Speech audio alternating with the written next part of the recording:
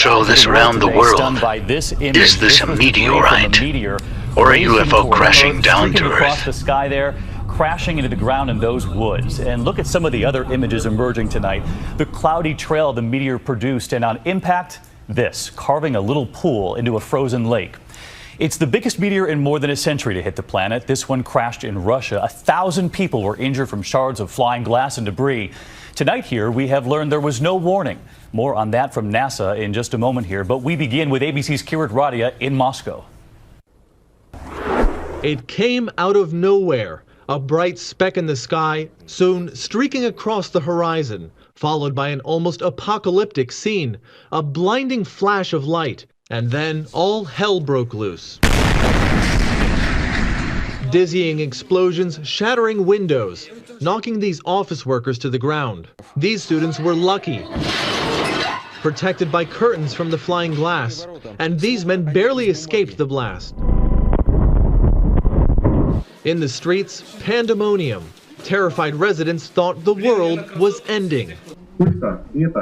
People started to panic. Somebody screamed, "The end of the earth," he says. The chaos of the meteor was captured on cell phones and on dashboard cameras of cars, so popular here in Russia. The blast was so powerful it knocked down a wall at this factory. In all, over 1,200 people were injured, mostly from broken glass. 3,000 buildings damaged, over 1 million square feet of glass shattered.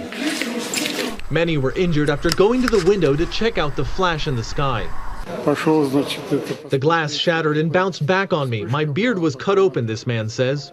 The meteor was believed to be about 50 feet wide, weighing a whopping 7,700 tons. That's about the same as the Eiffel Tower.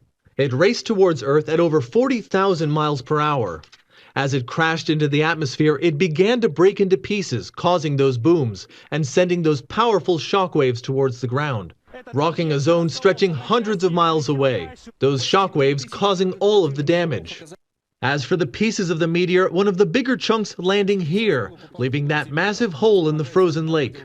Tonight, about 20,000 Russian troops are headed to the affected area. They'll be helping those residents who are struggling without windows. Temperatures are expected to drop well below zero overnight.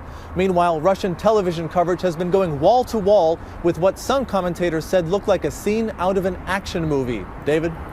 Kirat Radia leading us off from Moscow tonight. Kirat, thank you. And this, of course, comes just as last night here we told you about the asteroid barreling toward Earth. That was something completely different, not to be confused with this meteor. Today, the asteroid was in fact streaming toward Earth, and as predicted, it missed us this afternoon by about 17,000 miles, but that was still pretty close. And so tonight, we wanted to bring in Amy Mainzer.